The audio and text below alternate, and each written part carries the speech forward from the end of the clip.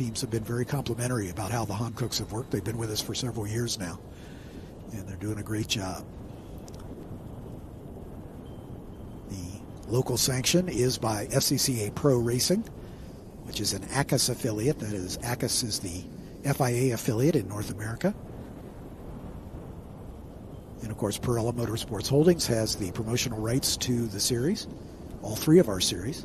We have a brand new series that we started just this year, the Ligier JSF4 Championship, and that is for the original Generation 1 F4 chassis that we've been racing since 2016. And the brand new Ligier JSF 422 was introduced this year. We debuted it at Road America a year ago, and the first race meeting for that new car was our last race meeting at Road America as we debuted it. And an opportunity for the first generation cars, there's still plenty of them out there, for drivers and teams to use that as a stepping stone to jump into the FIA sanctioned F4 US Championship. Has been very well subscribed. And we dropped the minimum age to 14 for those drivers. Normally, by FIA regulation, the F4 drivers have to be at least 15 years of age, but with the JSF4, we've dropped that to 14. So youngsters coming right out of go-karting, looking for an opportunity to step up into the road to Formula One, as we call the ladder series. Tony Pirella came up with the idea of the JSF4 series, and so far it's been a resounding success in the two meetings we've had already. All three of the championships will be together next weekend at the Mid-Ohio Sports Car Course as we continue with the Speed Tour, the Mid-Ohio Speed Tour. That's my home track, so I get to sleep in my own bed. But looking forward to those 3 rounds for each of those championships.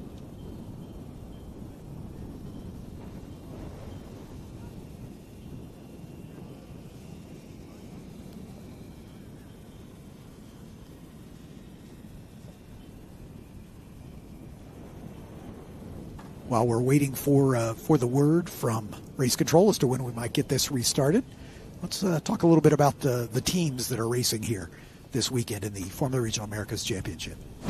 Yeah, it's great having a lot of teammates and also very good teammates. My main championship rivals are my teammates with Patrick and Ryan, and we can see each other's video and data, so it's kind of hard to hide from each other sometimes. So you do have to work together, but when you're on track, since there's so many of us, you still kind of have to race them like anyone else.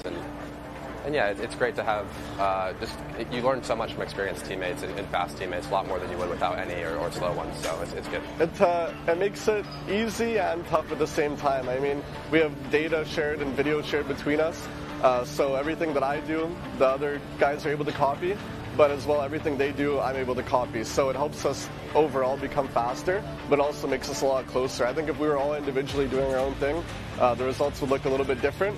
But at the end of the day, it's a team, and we got to work together. And if one of us is doing well, then it's a win for all of us. I mean, we see each other's data and videos, so it's really easy to compare to your teammates. And it's good that we're usually all the quickest or up there. So we usually have access to P1's data, so that's always good.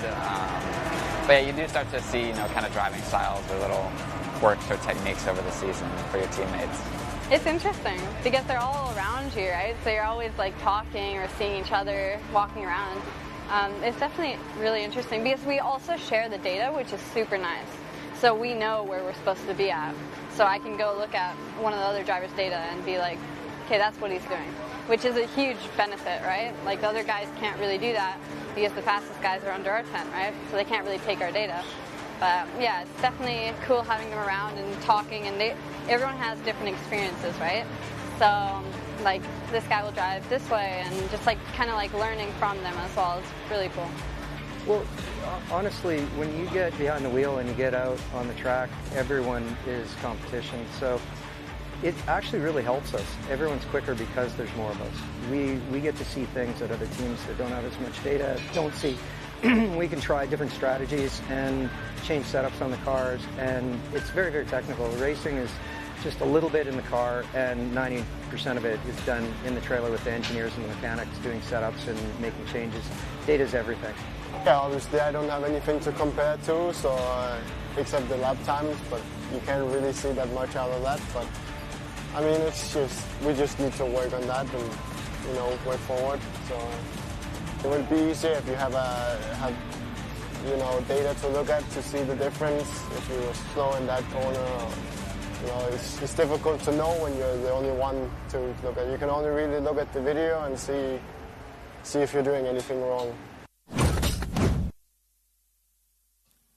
Just some insight into the powerhouse team that is Crosslink Kiwi Motorsports.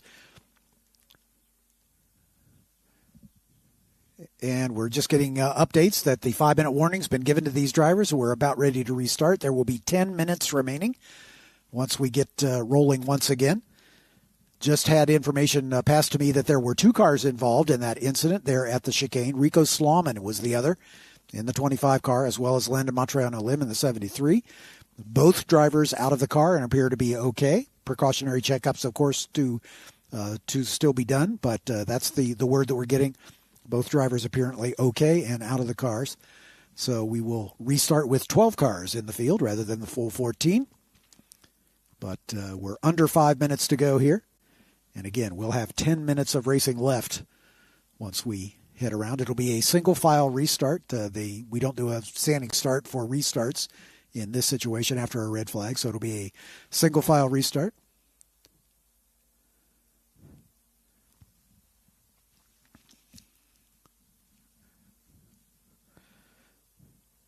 Safety car driver James Rogerson talking with our race director about the pace that they want to take on this out lap or formation lap, just to be sure that it's quick enough to keep the engines cool on these race cars.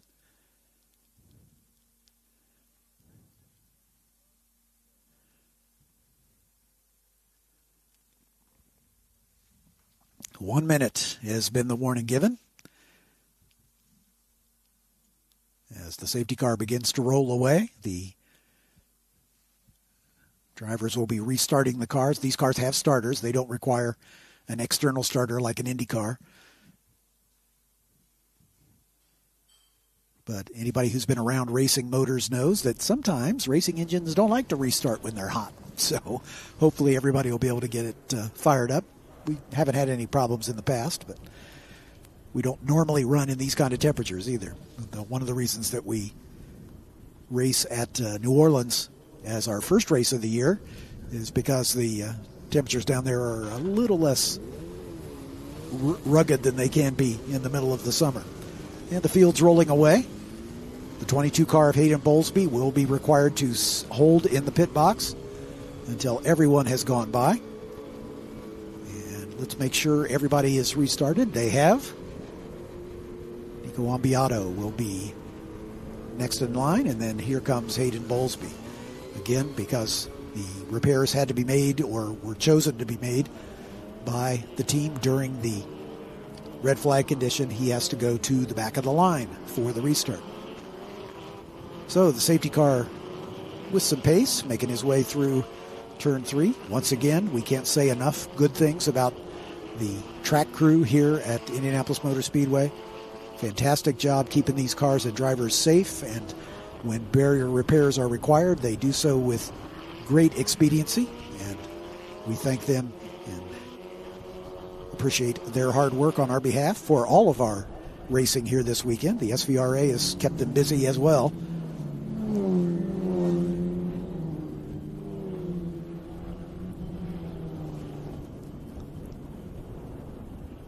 As Patrick Woods-Toth, your leader, Ryan Sheehan in second, Justin Garrett in third, Jet Bowling in fourth, Titus Sherlock up to fifth after starting last. Hayden Bowlesby will be at the back. Theodore Jensen, Nicole Averda, then James Lawley, Kevin Jansen, Anthony Autiello, and Nico Ambiato, with Hayden Bowlesby in the 12th position at the restart. As the safety car has pulled away from the field, the leader is required to maintain safety car pace, and he can begin to accelerate after he exits turn 13. Drivers must maintain their position They can't initiate a pass until they've passed the scoring pylon here on the front straightaway. And here we go. The leader has pulled the trigger. Everybody follows along single file. Once they get past the scoring pylon, they can start a pass. And there's the 17 of Justin Garrett, and he looks like he may be falling afoul of the 02 of Jet Bowling. Patrick Woods-Toth going to lead them through turn one. Down to the inside goes Jet Bowling and Titus Sherlock there as well. Remember, Titus had to start at the back after problems earlier in the race today. And he's fighting hard to get in behind Theodore Jensen.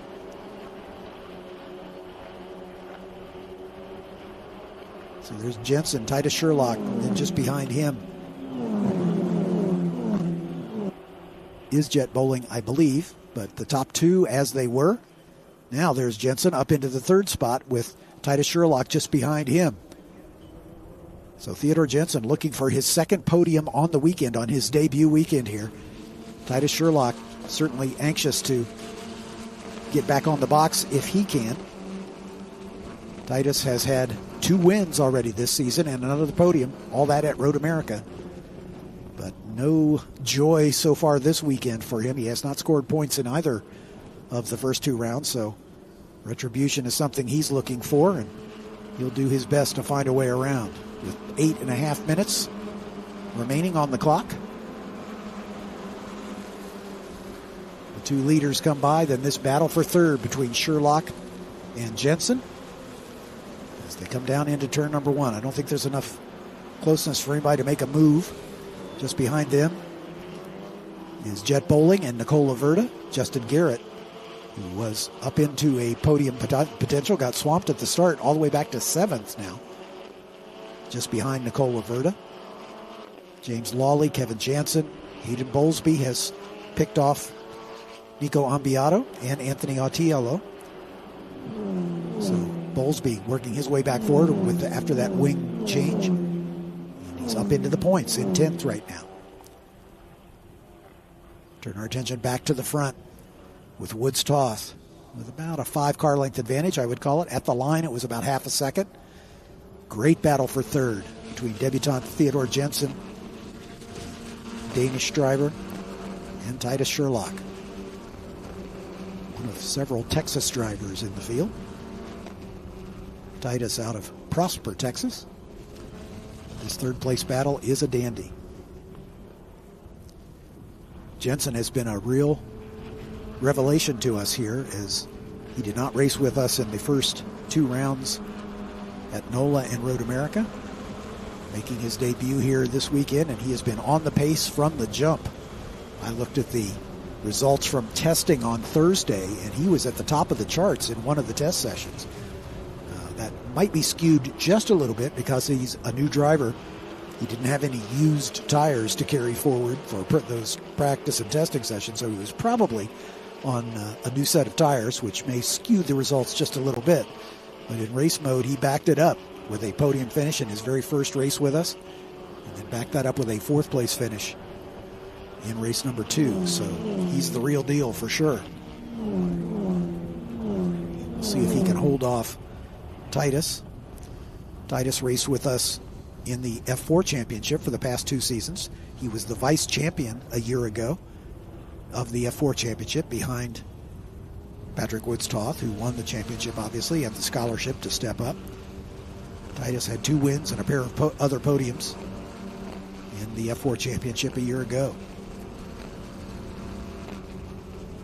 Patrick Woods-Toth appears to be in pretty good shape, as we've got about 6 minutes remaining. Woods-Toth setting the fast lap of the race at a 24.7 the last time by. And here they come to the line. Battle for third, just as good. And Jet Bowling kind of resurgent here, as he had fallen back just a bit from Jensen and Sherlock, and now they're about equally spaced, I would call it. He's Jet right there, and right behind him his teammate Nicole Laverda. Nicole with a podium already this weekend. It's her 3rd podium on the season. She raced with us in kind of an exploratory fashion a year ago in the F4 Championship.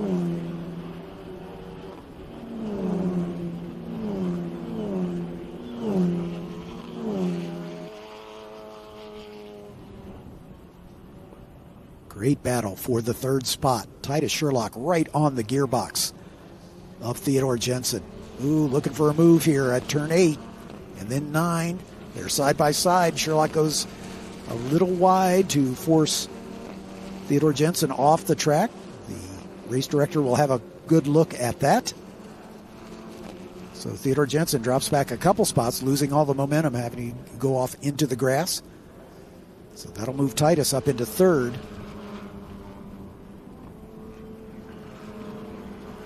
Meanwhile, the two leaders coming to the line. Ryan Sheehan offsetting just a little bit, trying to keep as much clean air on that front wing as he possibly can. And tucks back in behind his teammate in the run down to turn 1 with about 4 minutes remaining in this one. Titus Sherlock up onto the podium. Jet Bowling in 4th. Nicola Verda 5th.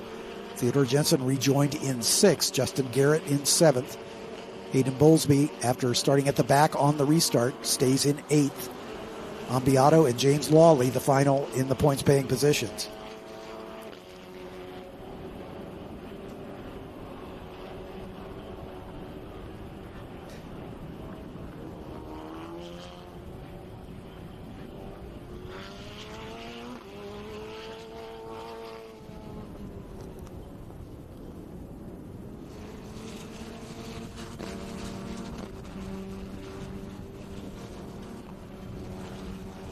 White flag next time by, we're being told by timing and scoring.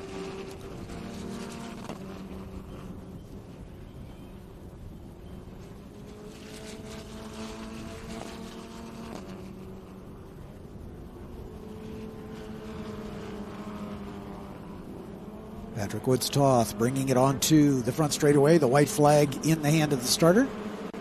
One more lap to go, as those two have put a little distance between themselves and Titus Sherlock. Jet Bowling just behind, as once again it's Crosslink Kiwi in the top 4 positions.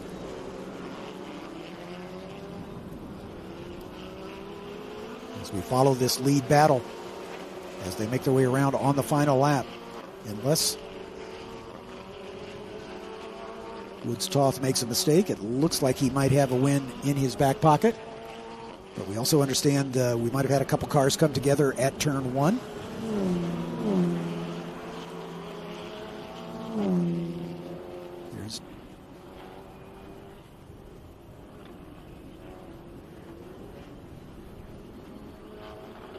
There's Jet Bowling. There's Nicole Averda, and there is Theodore Jensen. I think it's the 17 might be missing in action, Justin Garrett. We saw 2 cars there at turn 1, but we're going to come to the checkers here, and then we'll sort that out. Hayden Bowlesby may be the other car involved. Yeah, that's getting confirmation now. Justin Garrett and Hayden Bowlesby had a collision at turn 1. That's going to move Nico Ambiato and James Lawley, Kevin Jansen, and Anthony Otiello into the points-paying positions. Patrick Woods-Toth takes the win. Ryan Sheehan in 2nd. Titus Sherlock in 3rd. A great recovery drive from the back. Jet Bowling in 4th. Nicola Verda in 5th. Theodore Jensen in 6th. Nico Ambiato in the 7th spot. Justin Garrett in 8th. Actually, we're waiting on the 8th place car. There it is. That's the 77 of James Lawley. Kevin Jansen right behind him in 9th. We expect Anthony Otiello to be the final car on the lead lap. And here comes Anthony onto the front straightaway. And he'll take the last points-paying position. As Bowlesby, actually,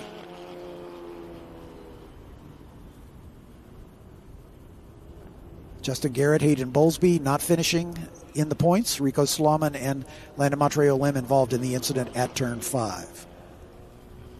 I'm going to make my way down to the podium to interview our top 3 finishers, but don't go away. We're going to continue with Ragtime Racers, the 1920 and earlier race cars coming out on track for their exhibition. We'll talk to you about that in just a few minutes.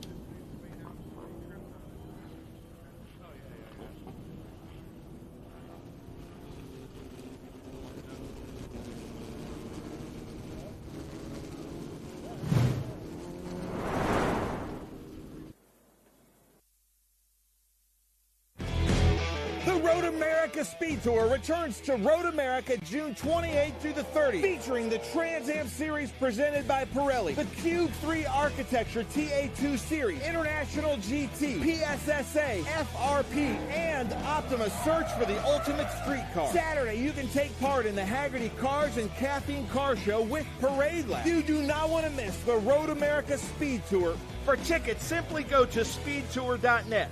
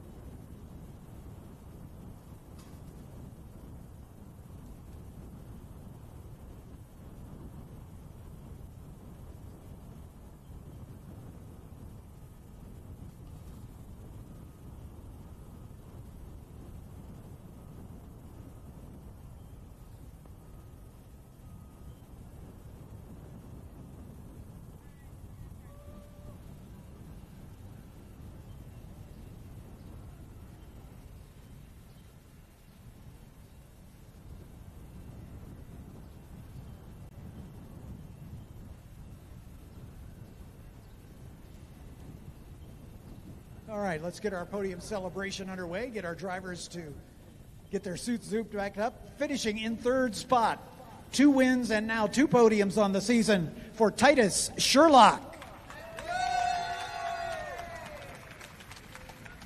Titus, well done. Unfortunately, you had to come from the back. It hasn't been a great weekend so far, but you made up for it. A great drive.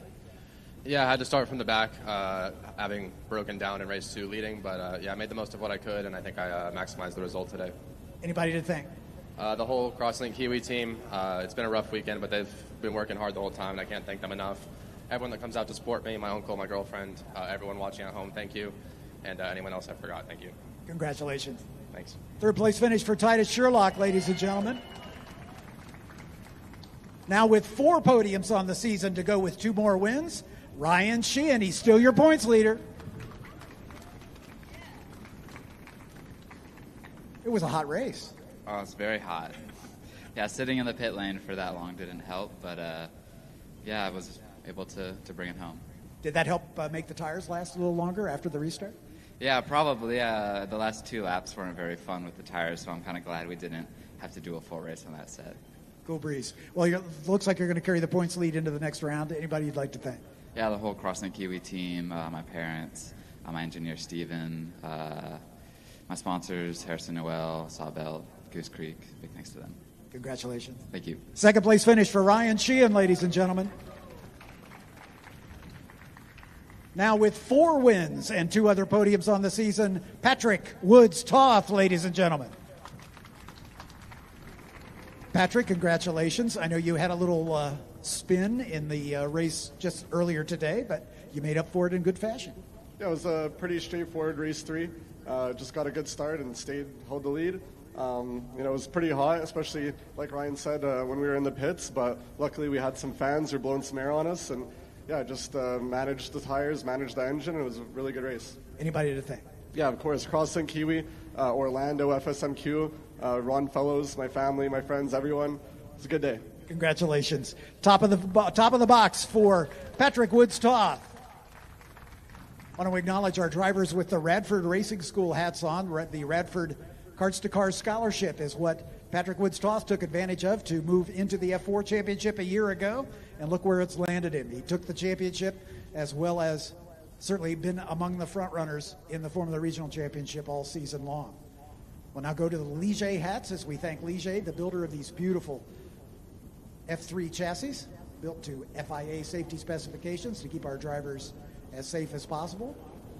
And that's what we are glad to have happen. And then Hankook Tires, our spec tire supplier for all 3 of our series, do a fantastic job for us. Before the champagne, we'll do the watch, if that's okay.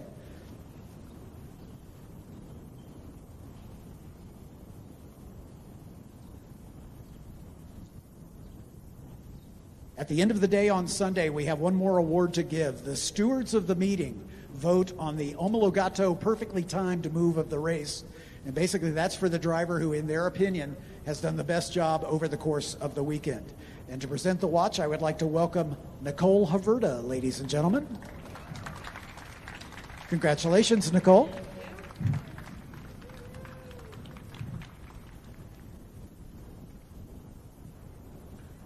All right, now it's time for a little celebration, and I'm going to get out of the line of fire. Let's have one more round of applause for Titus Sherlock, Ryan Sheehan, Patrick Woods-Toth, and our Omologato winner, Nicole Haverda.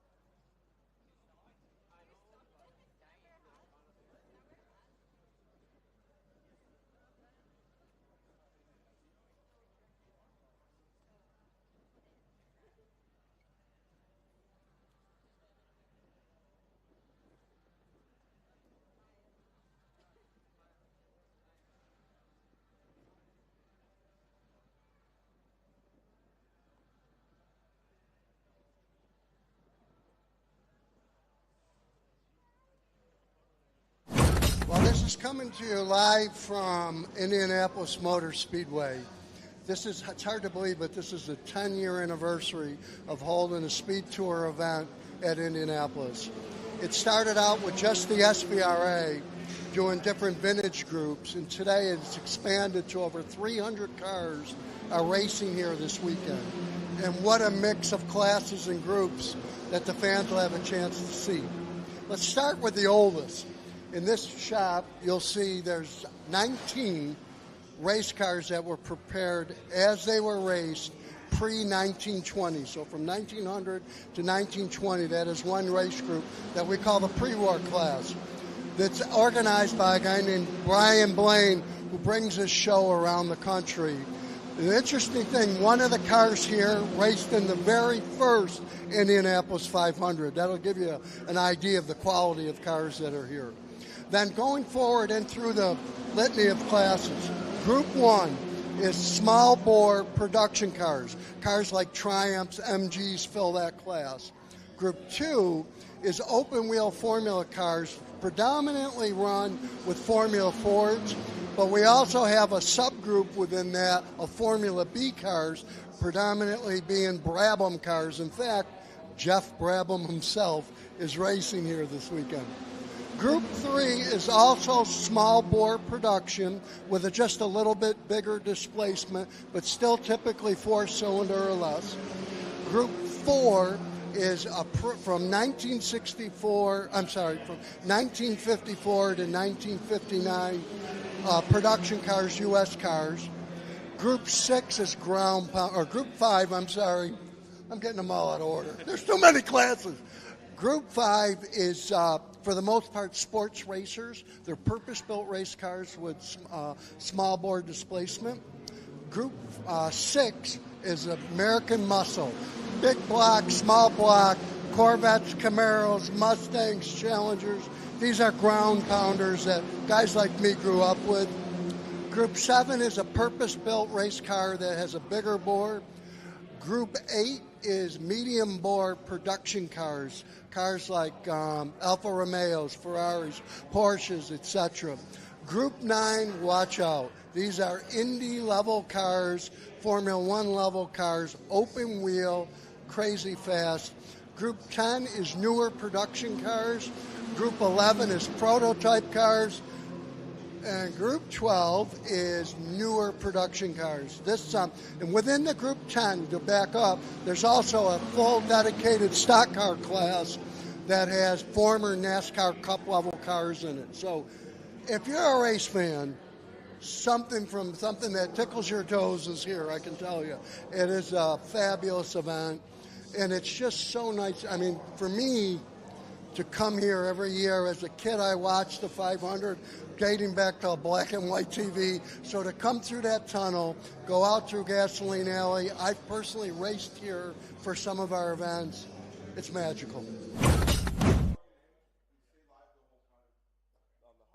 And talk about magic. We've got a real treat for you. This is the only time you're going to see cars on the oval as these Ragtime Racers, these are pre-1920s race cars from all manner of manufacturers.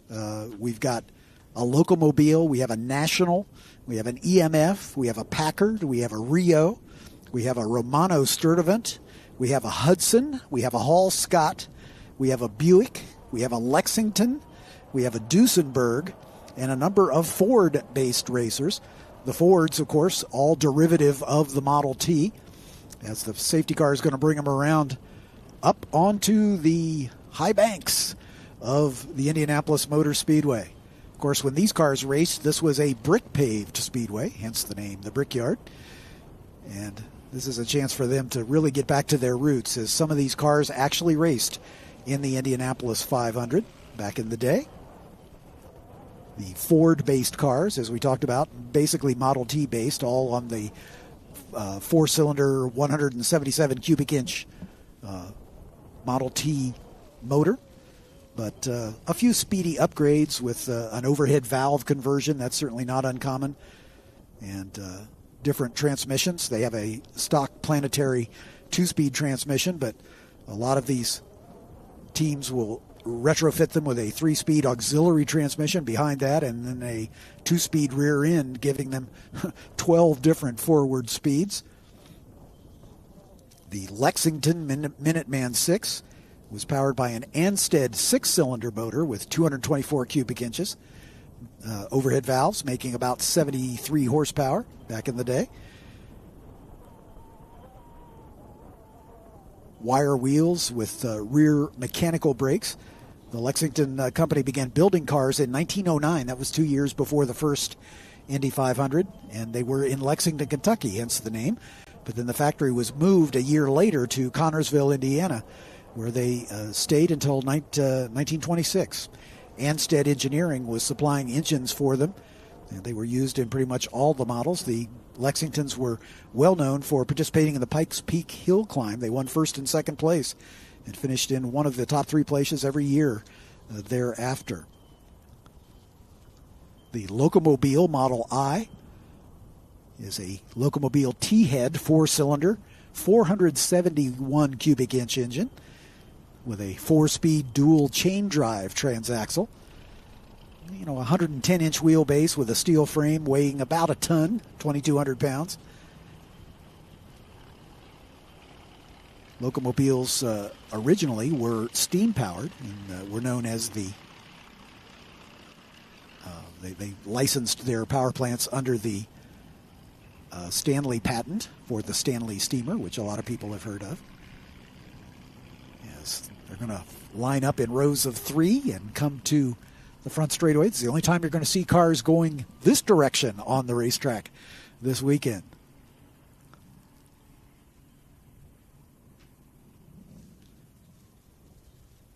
There were only 2 of the Locomobile Model I's made for racing. They were both factory racers. In 1909, they raced in what was called the Cobe Trophy at the Crown Point Street Circuit in Crown Point, Indiana. Another unusual car that most people haven't heard of is the Hall Scott Racer. The Hall Scott Engine Company was a California-based company building engines for aircraft for the most part, and the Hall Scott is that silver number 9 making a move down to the inside here, trying to get to the front. It had a 9.9 liter, almost 10 liter motor, with 4 cylinders and an overhead cam. And this aircraft-based engine was used in the World War I Army Air Corps biplanes. They designed a all-aluminum race car body to compete in the Vanderbilt Cup race in 1917. The engine was mounted in a 1917 Rio frame and running gear to accommodate that extremely tall Hall Scott motor.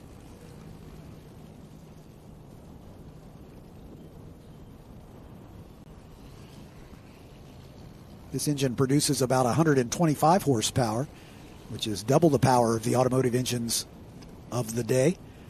But it produces a 450 foot-pounds of torque, if you can believe it. That would be the pride of just about any contemporary race car. The Rio Sportster is the red number 15, a 4-cylinder L-head with about 35 horsepower. Rio are the initials of Ransom E. Olds, who, of course, founded the Oldsmobile in 1897. He left the company in 1905 and established the new company that was called Rio. Perhaps the most famous Rio episode was the 1912 Trans-Canada journey, traveling 4,176 miles from Halifax, Nova Scotia to Vancouver. The number 16 blue is a Packard, 1912 Packard, 430 cubic inch 4-cylinder T-head with an aluminum crankcase and iron cylinders, about 40 horsepower thereabouts. It was built in 1899 by the Ohio Automobile Company, later named the Packard Motor Car Company in 1902. This Packard race car was known as the Gray Wolf, a lightweight aerodynamic race car. Designed and driven by French engineer Charles Schmidt. Packard race cars on and off for 3 decades, including several cars for the Indy 500. Carl Fisher, one of the Packard dealers in Indianapolis, was one of the 4 founders of the Speedway back in 1909. One of the more unusual ones is a 1916 Sturdivant Romano Special. That's the maroon number 18, just coming by our vantage point now, with a 555 cubic inch aluminum V8. That's right, in 1916, a V8, 220 horsepower, and it was supercharged. Sturdivant was known as the world's largest industrial fan manufacturer, and when the First World War broke out, the Sturdivant Airplane Company was formed by the parent company to develop military aircraft. Their knowledge of the specialties there led to the production of this engine. Eugene Romano of Seattle was a designer and engineer who built several aircraft engine-powered race cars, the most famous of which won the Pikes Peak Hill Climb in 1916. Here's a 1919 Buick Racer. It's car 19, the red one, with a six-cylinder 3.9-liter overhead valve, 27 horsepower power plant.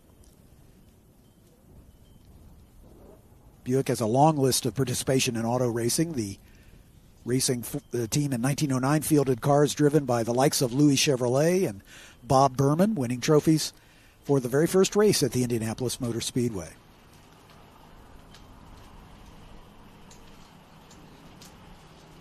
Car number 20, the blue one, is a national Indy racer with a T-head 460 cubic inch motor, making almost 100 horsepower. National cars were built from 1900 to 1924 right here in Indianapolis. The originals were electric, but they were phased out to the gasoline-powered cars. Arthur C. Newby was one of the founders of the Indianapolis Motor Speedway, where a national won the 500-mile race in 1912, an average speed of 78.2 miles per hour. It still holds the record for the largest displacement engine ever to win the Indy 500 at 460 cubic inches. The blue number 21 is a Hudson Super 6 with a 4.7-liter six-cylinder L-head. One of the last manufacturers to enter racing was the Hudson Motor Company of Detroit. They'd been building cars since 1909, but in 1916, a revolutionary engine design guaranteed them a prominent place in the record books. In racing trim, the engine could withstand higher revs as a result of a new form of balanced crankshaft designed by the Hudson engineers. They had really no racing aspirations for the car, but they were curious of what it was capable for, so they hired the famous driver Ralph Mulford to drive a stock chassis car with a special fishtail body at Daytona and set a 1-mile record of 102 miles per hour at Daytona. They tried for a 24-hour record at Sheeps Bay, New York, where the same car covered 1,819 miles at an average speed of 75.8 miles per hour. At the time, that was faster than any human being had traveled in 24 hours with any form of transportation. Another unusual one is the 1911 EMF Model 30 with a 4-cylinder 226 cubic inch engine. EMF began building passenger cars in 1908, and during their brief existence, which was from 1908 to 1912, they built several race cars at their factory in Detroit. This was one of 3 EMFs sent directly from the factory to Savannah, Georgia, to race in the Tideman Trophy Race, one of 2 car races that were run in the morning of November 27th, 1911. The Vanderbilt Cup was run that same day after these 2 races. The EMFs made a clean sweep of the top 3 spots, with this very car, the number 33, finishing in 3rd spot. It was a 171-mile race, and the car averaged just under 60 miles an hour. Finally, the number 33 Maroon is a 1920 Duesenberg, straight 8-cylinder, as just about all the Duesenbergs were. Fred and Augie Duesenberg were the founders and passionate about racing from the very beginning, and built over 30 race cars throughout the teens and the 20s. Eddie Rickenbacker was one of the first to race one in the 1914 Indy 500, finishing in 10th spot. A Duesenberg driven by Jimmy Murphy won the 1921 French Grand Prix, the first American car to do so. And Duesenbergs eventually won the Indy 500 in 1922, 24, 25, and 27. We'd like to thank the folks from Ragtime Racers for bringing these beautiful cars to the place of their birth, really. A lot of these cars came into being with aspirations to run at the legendary Indianapolis 500. Some of them predated the first race, as the Locomobile's the oldest car here, 1909. But the National Indy Racer raced in the inaugural race in 1911, as did the EMF. And the Packard eventually broke through with a win, as did the Duesenberg multiple times over the course of their racing history. These cars are lovingly maintained by their owners. John Kent is the owner of the number 2 green car.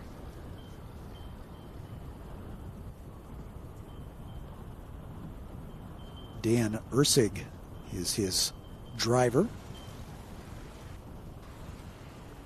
Dick DeLuna is the owner of the Hall Scott, that beautiful silver-bodied number 9.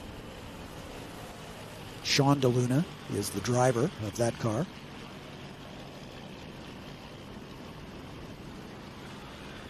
The Malloy Foundation owns the Locomobile, the number 9, the gray number 9, the gray Wolf. Tom Malloy, the driver of that one. The Blaine Motorsports Foundation owns multiple cars. The National Indy Racer, the blue number 20, Frank Zucchi is the driver. They also own the Packard, the 1912 Packard, the number 16, the blue 16, Chris Helling driving that one.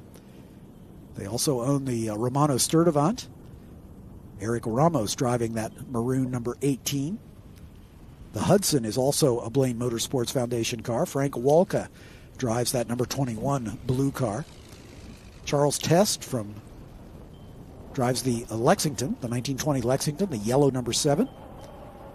And the final of the Blaine cars is the Ford Model T, the tan number 13 with Bill Bennett, the pilot on that one. Dale Kritz owns the EMF, the black number 33 with Richard Pappy as the driver. Chip Wright is the owner and driver of the 1914 Rio, that's the red number 15. Ed Archer, the winner, or the owner, should I say, and the driver of the yellow number 4 Ford Racer, 1915 Ford. Dale Kritz also owns the Buick, the 1919 Buick, the red 19. Dale Kritz is the driver on that one. The Duesenberg is owned by Bobby Green, the number 33 red Duesenberg, with Brian Blaine as the driver. And finally, Mark Edwards owns the 1920 Ford, as the checkered flag flies for this field, the yellow number 20, and he is the driver as well.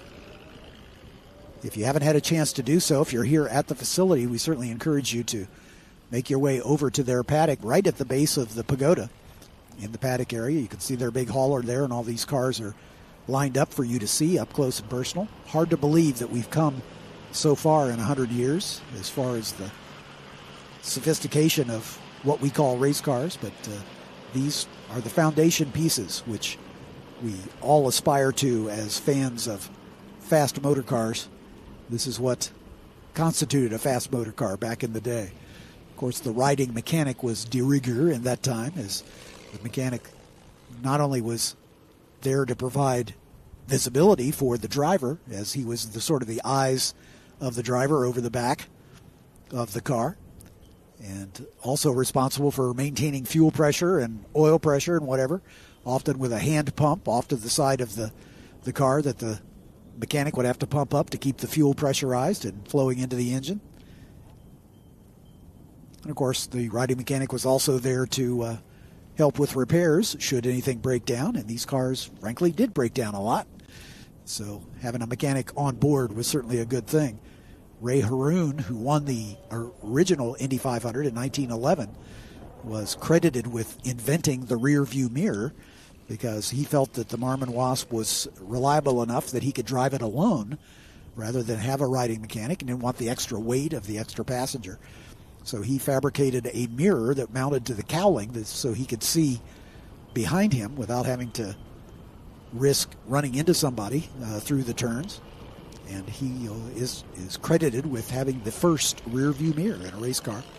And he used that to good effect to win the inaugural Indy 500 right here at the Brickyard.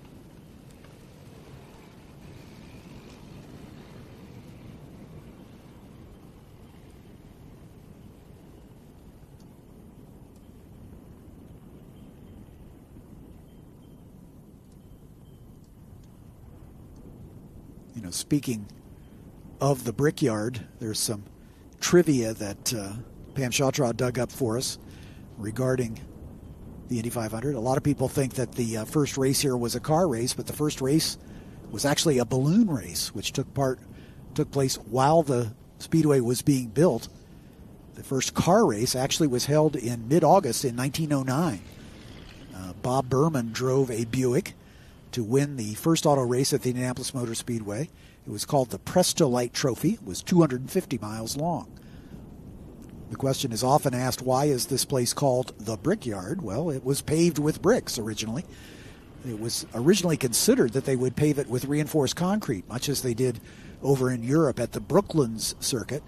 But it was quickly rejected as being A, too expensive, and B, too prone to damage from the frost heaves over the winter. It's fine in Great Britain where they don't have a lot of freezing, but here when we have a freeze cycle every winter, they felt that the concrete would not be able to be repaired cost effectively. So brick was the most desirable substitute available back in the early 1900s. So the founders purchased 3.2 million 10-pound bricks and had their crew pave the entire track with it. They started doing so on September 20th, and they got the whole job done in 2 months. Can you imagine laying 3.2 million bricks around this 2.5-mile facility in 2 months' time? That had to be an amazing undertaking. Part of the storied history of this storied facility. It's called the World Center of Racing for a reason, as seeing these cars that were there at the beginning, basically, is certainly a great way to add to the spectacle here of the Indianapolis Speed Tour for 2024. And thanks to the folks from Ragtime Racers for bringing these cars out for us to see. And thanks for Tony Perella and the whole crew at PMH for making it possible.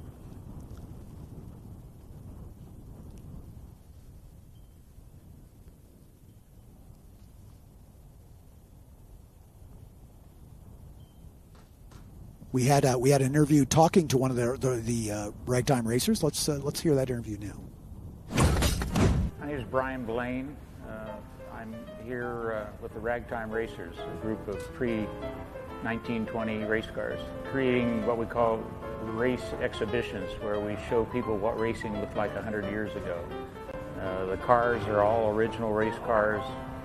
We wear original clothing, coveralls that they wore back in the day, leather helmets, goggles, and go out on the track and show people what racing looked like 100 years ago. Most of us had been vintage racing in the past, and some of us for many years. And the really old cars, which pre-World War I cars we refer to them as, were usually thrown in with cars much newer, sometimes as new as in the 50s. And they would call it a pre-war class, which is basically 1946 and earlier.